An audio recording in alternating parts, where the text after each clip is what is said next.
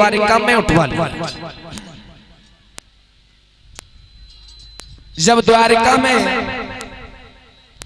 उठवा लिया, अब तो ब्राह्मण के जब नेत्र खुले तो देखा है कि ना तो कोई बगिया है और ना ही कोई पेड़ लगा हुआ है। ब्राह्मण जब नीचे देखते हैं तो आसन भी नहीं है। पंडित जी सोचने लगे मैं तो सो रहा था, लेकिन न जाने कौन से नगर में आ गया, सोते सोते कहीं में सपना तो नहीं देख। ब्राह्मण आगे बढ़े, एक युवक से पूछा है भैया ये कौन सा नगर है? ये द्वारकाधीश द्वारिका है। ब्राह्मण जी मन में विचार करने लगे ये वही द्वारिका तो नहीं जहां मुझे आना था। ब्राह्मण जी बोले भैया अगर ये द्वारिका है तो इसमें कृष्ण कहां पर रहते हैं? पता है आपको? कहां रहते हैं कृष्ण का घर महल दुमेला कहां बना हुआ है? इसी द्वारकाधीश में, इसी द्वारिका में है। क्या आप हमें बता सकते हो, हमारे साथ चल सकते हो? युवक ब्राह्मण को लेकर के गया, जवाब दिया पंडित जी बहुत दूर के लगते हो। ब्राह्मण बोले भैया शरीर पर बुढ़ापा है, कुंदनपुर से आया हूं, मुझे कृष्ण के पास जाना है। पंडित जी को लेकर जब युवक पहुंचा है, जवाब दिया है भैया ये बड़ा बड़ा महल बना हुआ है जहां पहरेदार पहरेदारी कर रहे हैं, यही श्री कृष्ण का महल है जिसमें भगवान कृष्ण रहते हैं।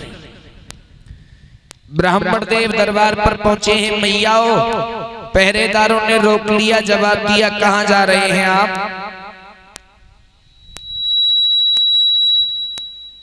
और जो माता बहना है कृपया बात करना बंद कर दें।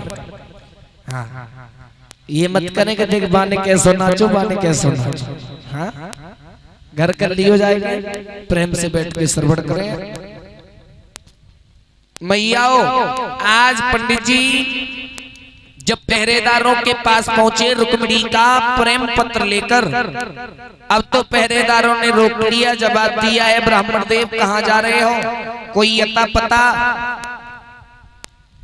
ब्राह्मण जी कहने लगे भैया मैं कुंदनपुर से आया हूं और मुझे कृष्ण से मिलना बहुत जरूरी है, मुझे अंदर जाना। पहरेदार बोले हैं जाति के ब्राह्मण हो, हम तुम्हें अंदर जाने से नहीं रोकेंगे।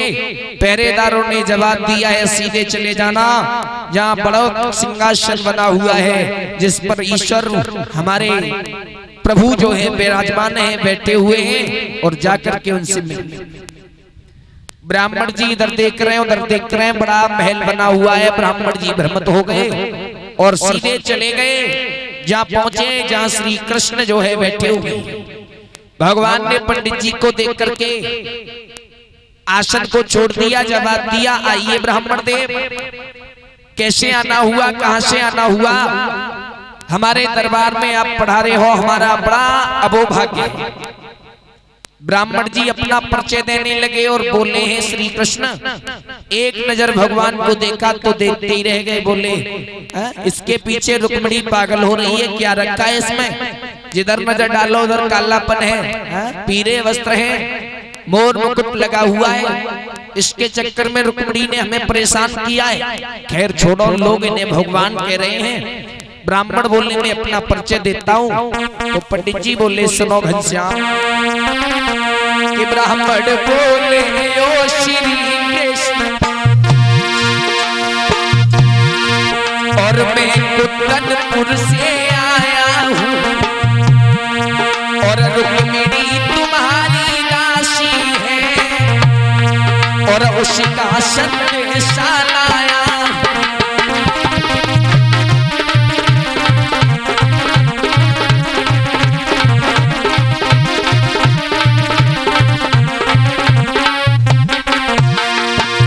पंडित जी परिचय देने लगे हैं।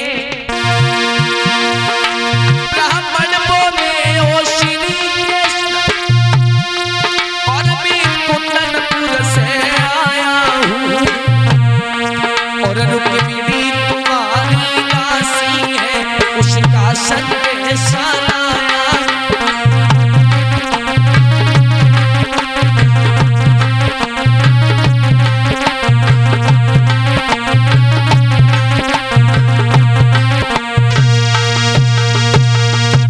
जवाब दिया है मेरा कुंदनपुर से आगमन हुआ है, रुक्मिणी जो है तुम्हारी प्रेम की पुजारन है, उसने हमें भेजा है। भगवान बोले हैं तुम कुंदनपुर से आए हो, स्वागत है ब्राह्मण देव। हम तो वैसे भी ब्राह्मणों को पूछते हैं कहिए कैसे आना हुआ। ब्राह्मण बोले हैं महाराज भीष्म की कन्या है रुक्मिणी, जो आपकी प्रेम दीवानी है, आपके साथ विवाह करना चाहती है। अगर आप नहीं गए तो वो जीते जी मर जाएगी, लेकिन अपने भैया रुकुम के साले शिशुपाल के साथ में अपना विवाह नहीं करेगी। श्याम आपको हमारे साथ चलना है। भगवान कृष्ण बोले हैं ब्राह्मण देव जरा धीरे धीरे बोलना, अगर भैया बलराम ने सुन लिया तो मेरा जाना दुश्वार हो जाएगा और वो मुझे कुंदनपुर में नहीं जाने देंगे। मेरे भक्तों इधर भगवान कृष्ण कुंदनपुर जाने के लिए तैयार होते हैं। बोले ब्राह्मण देव आप भोजन कीजिए, जलपान कीजिए, उसके बाद मैं शीघ्र ही आपके साथ कुंदनपुर में चलूंगा। आपने बुढ़ापे की उम्र में ये शुभ काम किया है और मैं इस कार्य में देरी नहीं करूंगा, क्योंकि रुक्मिणी भी हमें बचपन से प्रेम करती है, ये मैं अच्छी तरह जानता हूं। ऐसा अनर्थ में अपने जीते जी नहीं होने दूंगा। इधर तो भगवान परीक्षित महाराज पंडित जी के साथ कुंदनपुर जाने के लिए तैयार होते हैं। इधर शिशुपाल को भाभी दूल्हा बना रही है, उधर शिशुपाल जो है दूल्हा बन करके तैयार होने जा रहा है। भाभी कहने लगी है बेटा अब भी वक्त है, मान जाओ, विवाह करोगे पछताओगे, वो तुम्हारे लिए देवी के समान है। शिशुपाल बोले भाभी अगर ऐसी देवी देखी जाए तो शादी भी होना बंद हो जाएगी, हमें दूल्हा बना। भाभी दूल्हा बनाने लगी है, अशुभ होने लगे हैं परीक्षित महाराज। आरे धरो शीश पे मोहर रे के हुई गई छी गयदारी।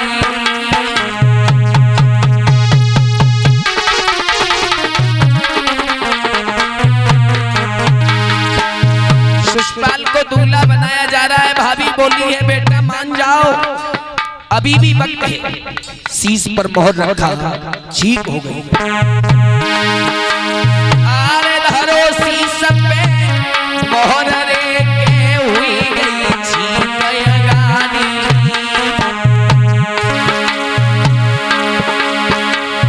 और पटास रपटो पैर रे, पटास रपटो पैर रे, पटक लग गई बारी। शीश पर मोहर रखा, ठीक हो गई। पटा से पैर रपट गया, शिशुपाल गिर गए।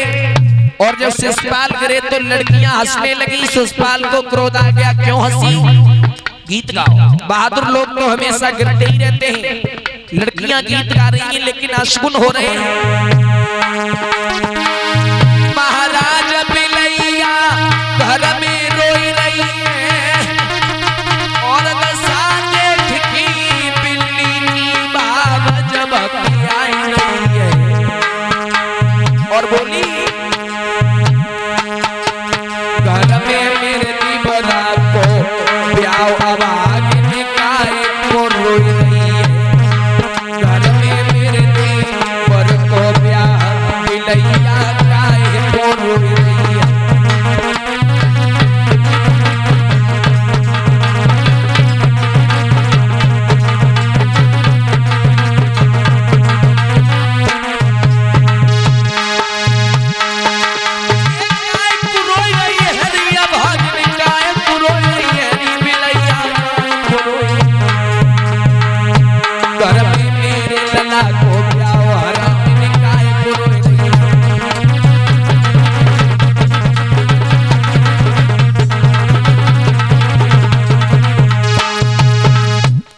पर मोहर रखा है, ठीक हो गई है। पट्टा पर पैर रखा, शिशुपाल गिर गए। लड़कियां हंसने लगी। शिशुपाल बोले लड़की क्यों हंसी? गीत गा। बहादुर लोग हमेशा गिरते ही रहते हैं। लड़कियां गीत गा रही है। शिशुपाल को दूल्हा बना दिया है। शिशुपाल ने जवाब दिया है, भाभी दूल्हा बनने में कोई कमी तो नहीं रही।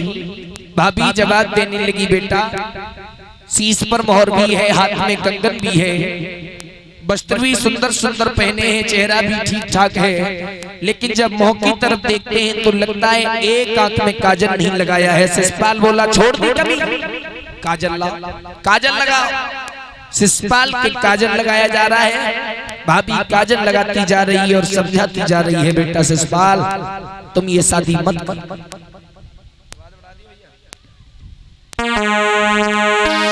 काजल लागी देना धूप के न दिखाई दो बंका, और कचौथाड़ी गाय रहेगी तरे मचाए लड़कनी डंका। आहा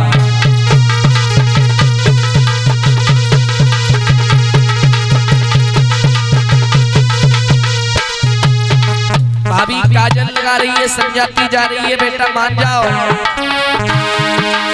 एक काजल लागी देना भूप के देना, बजाए लो डंका, बजाए लो डंका। कचौथाड़ी गाय रही करे बचाई लड़कनी भंगा, कचौथाड़ी गाय रही।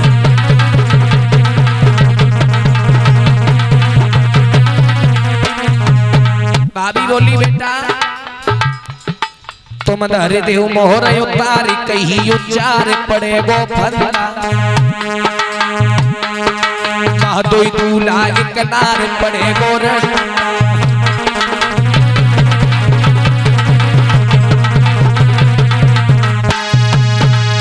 जवाब दिया है, बेटा मान जाओ अभी वक्त है, दो दूल्हा एक स्त्री, ये शादी बड़ी मुश्किल पड़।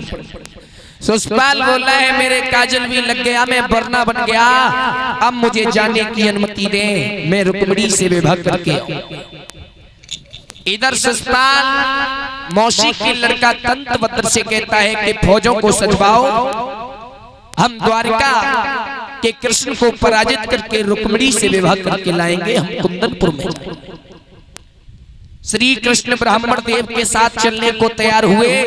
इधर शिशुपाल अपने हाथी घोड़ा को सजा करके और फौजें सजा करके रुक्मिणी से विवाह करने के लिए जा